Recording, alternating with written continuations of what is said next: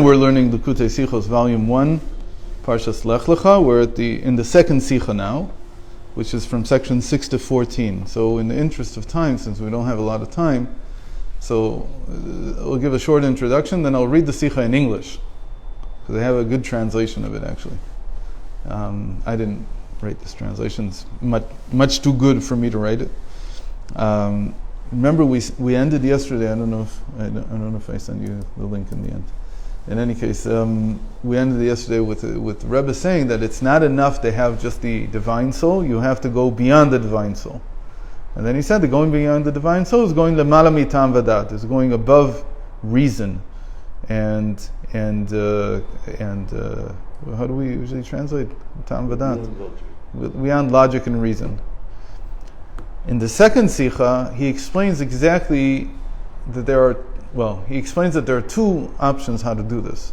The one option is the way we explained it yesterday, which is that I have to go beyond my logic. I have to suspend my judgment. I have to suspend my reason, and I have to commit myself to something that's very high, something that's higher than what I understand, which is the way that an adult reaches commitment to Yiddishkeit.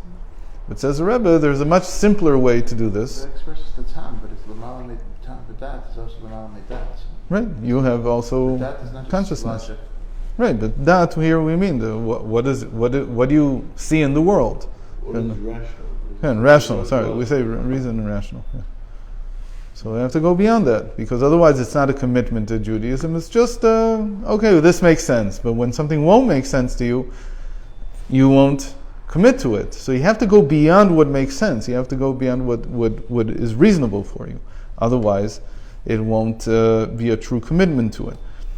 But there's another option, and this is the other option is the topic of this second Sicha. So let's read it quickly. The Friediger Rebbe mentioned many times that a Jew is inherently connected to the Torah, and can therefore take lessons from the weekly parsha to apply to his daily life. This week's parsha discusses the births of both Ishmael and Yitzchak. Right? Ishmael is his son that was born to him when he was 86 years old, and he married Hagar. Hagar was a young woman. She wasn't anything like Sarah. Sarah was 90 years old when Isaac was born. But Hagar was maybe in her 20s and her 30s, we don't know, but she was young enough to naturally give birth to a child. And that's what happened. Abraham, it's not unheard of that an 86-year-old would have a child. It's very possible. I mean, fertility goes down after 70, but back in those ages, when Abraham lived to 147, so it certainly could be possible that, why did I say 147? He lived to 175. It's certainly possible that at age 86 he was very fertile still. In any case, and Abraham had the fervent desire, as all parents do, for his children to follow in his footsteps. And now, the Rebbe is going to change our whole outlook on Hagar and Ishmael. Really, he's going to switch it completely. So when Hashem told Avram that his son Yitzchak, yet to be born to him, would carry on his legacy, Avram said, if only Ishmael could live before you. Avram wanted Ishmael to be the one who would carry on his legacy and live a life dedicated to the service of Hashem. He really wanted it. Lu Ishmael yichya lefanecha. Rashi says he should have fear of God. But the literal meaning is, I want Ishmael to be my continuation. Avram felt that if his son Ishmael were to follow in his footsteps, Yitzchak's birth would be unnecessary. It's that much. That if Ishmael would have taken on that role, then we don't need Yitzchak. That's what we usually think. Well, he's going to make it even stronger than what we think. Hashem responded to Avram by informing him that he would have nachas from Ishmael too, but that he should not be satisfied by that alone, as Yitzchak would be the one who would ensure Avram's continuity. Avram was 99 years old when he was informed that he would be having another son. So there were at least a number of years between, right? It was probably 13 years. Ishmael was already a 13-year-old when Avram was informed that he would be having Yitzchak. So for those 13 years, he thought that Ishmael would be his legacy. Avram experienced many trials and tribulations during his life, and his sole purpose for living was to serve Hashem properly. We can therefore assume that Avram was well aware of what true nachas means. He knew what it meant to have a child who really gives you pleasure and satisfaction from the path that he's following. Obviously, when Avram asked Hashem for Yishmael to be the one to give him nachas, his only intention was for his older son to follow in the ways of Hashem the way he did. Nevertheless, Hashem insisted that only Yitzchak would be the one to bring true nachas to Avram. Why? So the first answer we give is, Yishmael wasn't up to it. But the Rebbe doesn't accept this answer. Yishmael's mother, Hagar, was a very special woman. The Medrash informs us that her deeds were so refined that they resembled the service in the Beis HaMikdash, in the temple, which is why she was given the name Keturah. Later she's called Keturah. And what does that mean? It means incense. She left the palace of her father Pharaoh, giving up a life of royalty in order to be a servant in the house of Abraham, a display of true Mesiras Nefesh, self-sacrifice. She did something amazing. She did what a Jew does. Like a Jew who decides to be a Baal Tshuva, she's like a Baal Tshuva. She decides in her conscious adult life to become connected to Avram, to become connected to Hashem, to do what Avram does. That's Mesiras Nefesh. What? Like Moshe Rabbeinu also. He also didn't know. Well, that we think that he knew. Yeah, but he did have a memory of the first 2 years. But in any case, she's not the woman that people sometimes think she is. She's a great, tremendous woman. In fact, if you compare her actions to the temple, so what are you saying? It's like Avram married the high priest. The high priestess in this case. It is quite clear that she would make every effort to educate her son, Yishmael, to follow the same path that she had embraced, despite the hardships this entailed for her, which was to leave Pharaoh's house. It would therefore seem that Avram's desire to receive complete nachas from his son Yishmael was quite reasonable. Why then did Hashem declare that Yitzchak would be the only source of true nachas for Avram? Right? Because, again, the Rebbe is painting the whole story differently from the way Jews like to see it. Jews like to see it that Yishmael is a per Adam. He's a hooligan. He beats up people on the street. He's like this, he's like that. He says, no. There's nothing in the Torah that indicates that. In fact, what the Torah indicates is exactly the opposite. That he was taught and educated by a woman who became a convert, who was truly dedicated to Yiddishkeit, and that could be that's what in the end would lead him astray, because maybe she was too stringent, because it says that usually converts are too harsh. But still, he was with Avram also. So why does the Torah insist that Hashem says that you're not going to get the nachas from Yishmael, you're going to get it from Yitzchak? Why do you need Yitzchak? In order to answer this question, we must first understand the fundamental difference between Yishmael and Yitzchak. Yishmael represents a life based on the rules of nature. What we mean by nature is on rationality. Whereas Yitzchak represents a life that defies the rules of nature and is solely based on miracles. We see this from the way in which each was born. You see it from the outset. Yishmael was a normal, natural birth. Again, his mother was in her 20s, 30s, whatever she was. She was a young lady, and she was with Avram, and she had a natural birth. Yitzchak was born through a miracle. At the time of Yitzchak's birth, Avram and Sarah, Avram was already 99, or 100 when he was born, but 99 when he was conceived. And Sarah was 90 years old. They were at an age at which it is no longer possible to bear children according to nature. Not only did the others believe that a birth at this age was impossible, Avram himself doubted whether he was deserving of such an open miracle. He didn't doubt that God could do it, but he doubted whether he was deserving of such a thing. This contrast between the life of Yishmael and Yitzchak is also expressed in the way each of them experiences bris milah, his circumcision, the only mitzvah at that time that was actually given by God. While both Yishmael and Yitzchak had a circumcision, each of them carried out this mitzvah differently, in a way that reflected their opposing lifestyles. Yishmael had his circumcision, when he was 13 years of age. By 13, a child has gained enough knowledge that we can rely on him to make decisions on his own, which is also why a boy becomes responsible for mitzvahs at that age. So he's 13 years old, and he decides to take upon himself the mitzvah that Avram was given. That's a serious kid, and he wants something, but he does it according to his rational mind. He says, yes, I want to do this. This is important. Accordingly, Yishmael made a rational decision that a bris is something he wanted to do based on his understanding of the importance of the mitzvah. Yitzchak, however, received his bris, his circumcision, when he was only 8 days old. Before he was able to understand, before he could even be asked, he was united with Hashem in an everlasting covenant. Now that we have some insight into the difference between Yishmael and Yitzchak, we can better understand the reason why Avram's true nachas and continuity must come from Yitzchak and not Yishmael. The connection that Yishmael felt towards Hashem and to the ways of his father Avraham was purely based on understanding and intellect. As a result of the wonderful education he received in the house of his father, he chose to follow the same path. He was convinced, this is right for me. That led a life that followed the ways, that is, he made a conscious decision that he wanted to lead a life that followed the ways in which he was educated and were similar to the environment in which he grew up. The problem with such an approach is simple. Since such a person's behavior is based solely on his own understanding and agreement, his commitment will be limited to the extent to which he can comprehend. The weakness in such an approach emerges as soon as difficulty arises or when the person has doubts about what he is doing. Since his actions are all based on his own intellectual understanding and decision making, there is no guarantee that he will fulfill an obligation that he cannot comprehend. Furthermore, even before something like that occurs, we cannot be certain how strong his current commitment is to Yiddishkeit, for it is limited to the way he understands it. Hashem was making it very clear to Avram that as he embarks on the mission to build the Jewish nation, he cannot use an approach that is based on the rules of nature. You can't build it on rationality.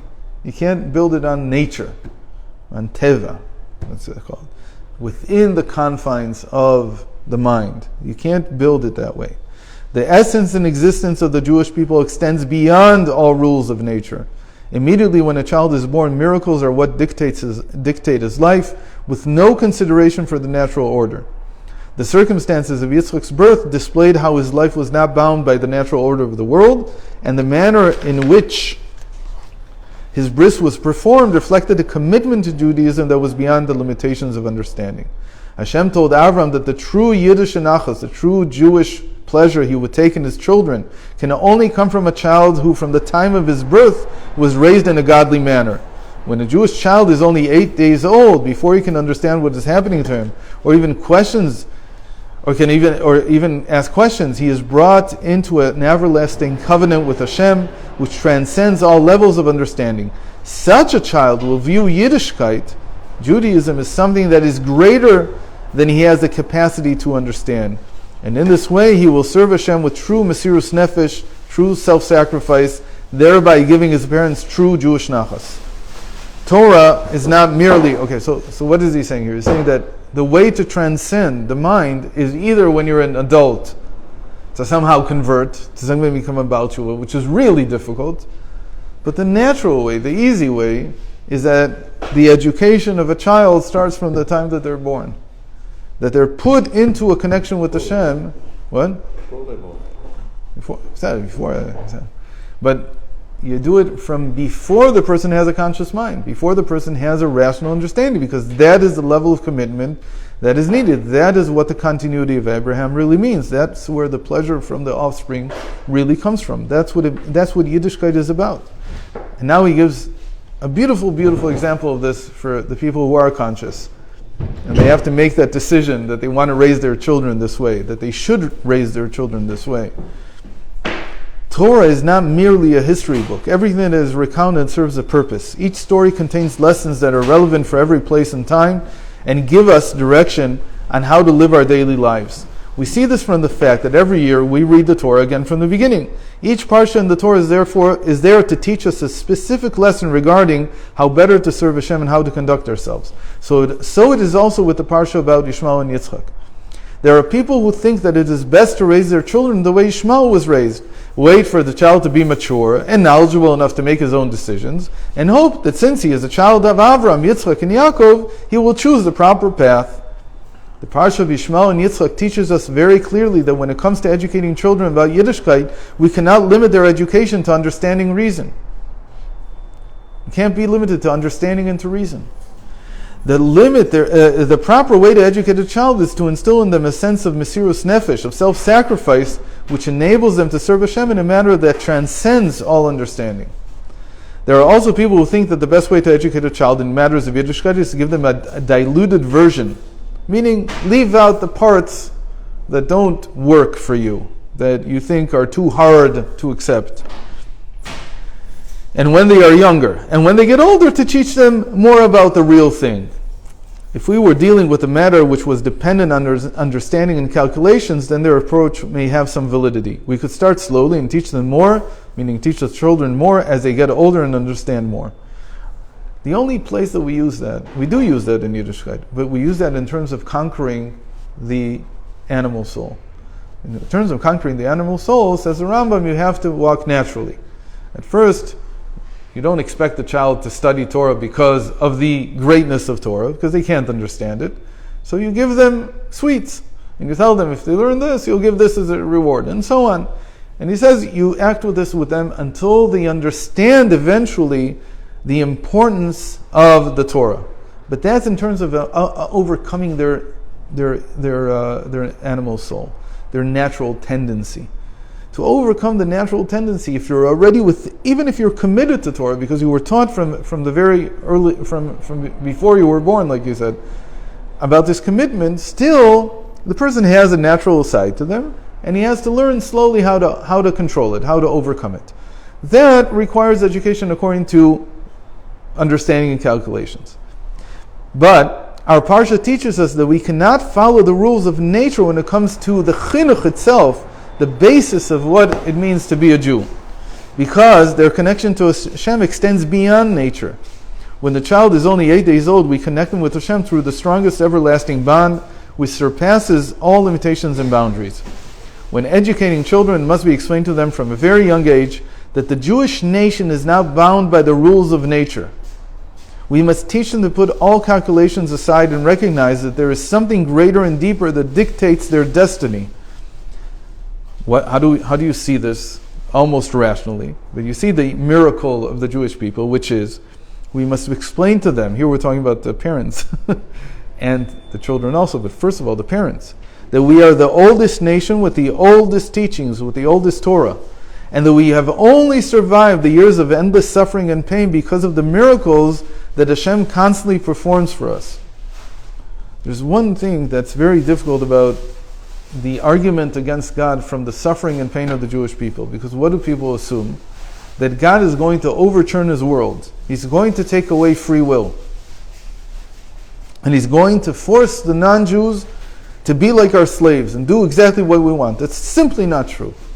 Hashem will never overturn the world. He will always keep free will in every single human being that's alive, because that is the purpose of the world.